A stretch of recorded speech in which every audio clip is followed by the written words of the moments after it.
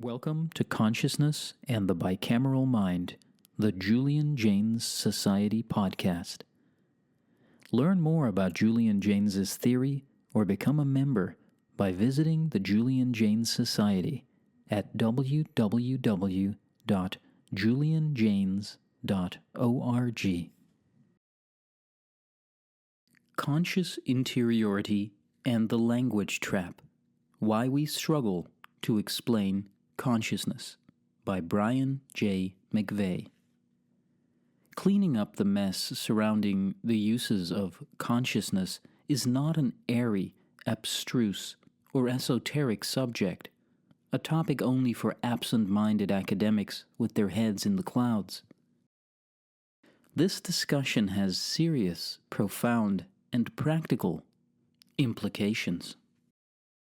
Neuroscientists employ terminology to delineate the differences between being asleep, in a coma, or in a state of ordinary, consciously interiorized mentation.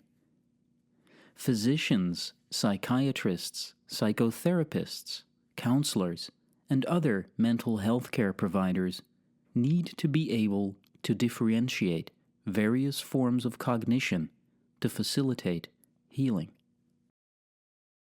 The tyranny of words, the mystification of consciousness. How many months have 28 days? Not a few people answer, incorrectly. Only one: February.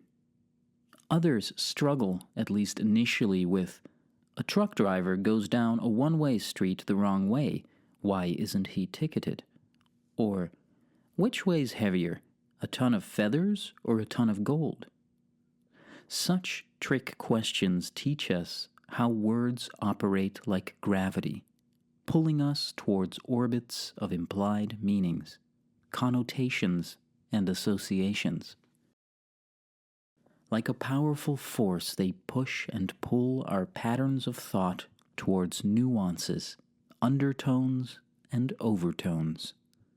Their unspoken subtexts and suggestive subtleties trap us in grooves of misleading thinking.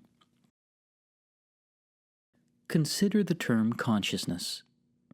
Because it is rarely defined in the literature, or if it is, the definition is tautological, it is notoriously vague, employed variously to indicate 1. The physiological state of not sleeping. 2. The physiological state of not being in a coma. 3. Sensory perception. 4. Cognition, thinking, reasoning. 5. What one's inner self introspects upon. For example, awareness of awareness, thoughts about thinking, desires about desires, beliefs about belief. 6. The mutual self-awareness of a group. For example, national consciousness. The term consciousness is too imprecise to be of any practical use for research purposes. It causes confusion and conflation. Worse, its use frequently borders on pseudo-scientific New Ageism that can best be characterized as mystical science or scientific mysticism. A more precise, refined set of terms should be utilized to describe various psychological phenomena. Julian Jaynes controversially argues that consciousness is not biologically innate, nature. Rather, it is culturally constructed, nurture. In other words, it is not a consequence of evolution, but rather a socio-cultural, historical invention that appeared in full form about 3 millennia ago. Jaynes defined consciousness as an analog of what is called the real world. It is built up with a vocabulary or lexical field whose terms are all metaphors or analogs of behavior in the physical world. Its reality is of the same order as mathematics. It allows us to shortcut behavioral processes and arrive at more adequate decisions. Like mathematics, it is an operator rather than a thing or repository, and it is intimately bound up with volition and decision. Actually, a careful reading of the Origin of Consciousness book, something the critics of Jaynes often fail to do, reveals that he conceptualized consciousness as a package of 6 features. Consciousness, then, is really shorthand for an array of specific cognitive capabilities. I've expanded his list into what I call features of conscious interiority. These describe instances of adaptive reframing, abstracting, and metaphorizing in order to better navigate through the world. 1. Mental space. Introspectable stage for manipulating mental images. 2. Introception. Employing semi-hallucinatory quasi-perceptions to quote-unquote see different perspectives. 3. Quote-unquote I, subject self, the active, observing aspect of selfhood. 4.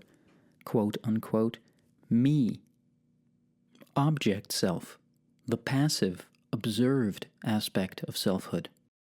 The interplay of I and me increase role/perspective taking. 5.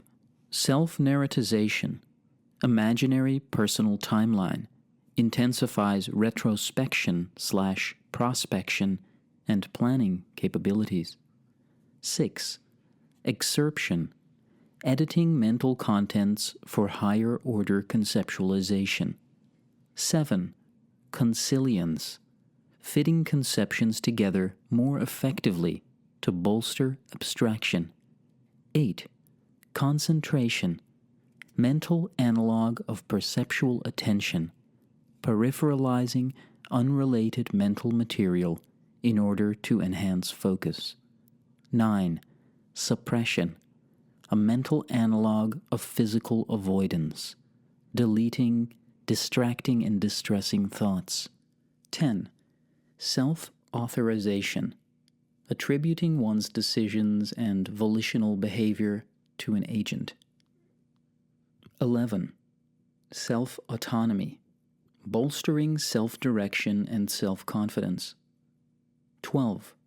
Self-individuation, highlighting personal strengths. 13.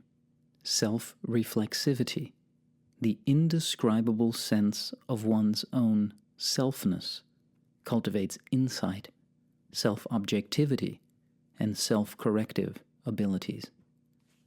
4 types of mentation. The muddle surrounding consciousness arises because 1. Common linguistic habits fool us into believing that non-conscious percepts and consciously interiorized percepts, that is, introceptions, are the same. 2. Sensory perceptions and consciously constructed quasi-perceptions sometimes align, generating coceptions, convincing us that they can be equated. 3. Percepts can be isolated as distinct, non-conscious phenomena under laboratory settings, so we assume that we can consciously experience such sensations. The perceptual and introceptual both partake of perceptional experiences. However, the introceptual is a quasi-perceptual, or not quite sensate. It is virtualized perceptual sensation. Conscious interiority is a singular form of mentation. It is not a mere epiphenomenon of perception. Disentangling a particular psychological state called consciousness from other forms of mentation presents a challenge. Ordinary human languages simply are not equipped to slice and dice psychic operations. That is, we can't assume that everyday words naturally reflect mental operations. let's begin by offering a map of all mentation based on two dimensions. The first is sensate versus non-sensate psychological processes. The second is non-consciousness, nothing to do with not sleeping or being comatose, versus consciousness, nothing to do with being awake or not being in a coma.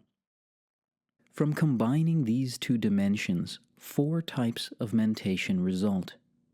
The first is perception, which describes a flood of sensations and impressions, sensory awareness, and physical effects, what Jaynes referred to as perceptual reactivity.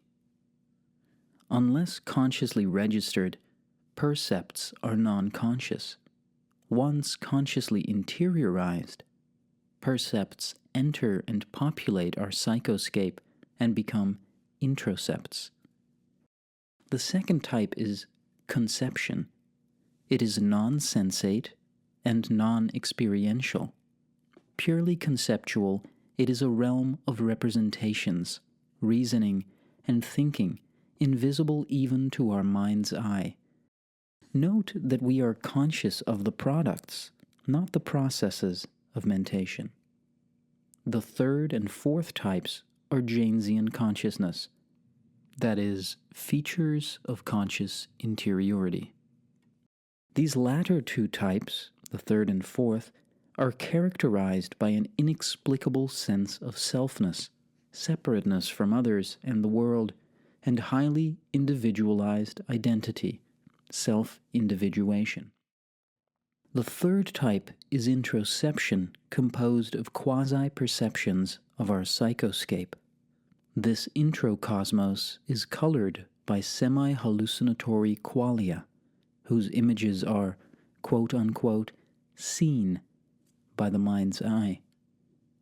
The fourth type is non-introceptual consciousness and concerns solutions to problems and decisions that might be described as imageless thought.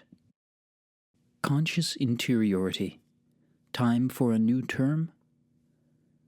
Years ago, Professor Jaynes himself acknowledged to me that the vagueness and polysemantics of consciousness were inconveniently and frustratingly misleading. A number of terms have been used to denote what Jaynes meant by consciousness. Some are problematic. Awareness of awareness smacks of circular reasoning. Self-awareness only indicates one aspect of Jaynesian consciousness. Other expressions have potential. Metacognition captures the sense of a level of mentation transcending ordinary psychological processes, as does meta-awareness. Conscious cognition at least indicates that some forms of mentation are not conscious. Subjective, introspectable self-awareness is a bit wordy, but at least suggests aspects of what Jaynes intended. Jaynesian consciousness is certainly a doable suggestion. The linguist John Limber helpfully suggested J-consciousness or J-con, which sounds like some sort of convention or conference.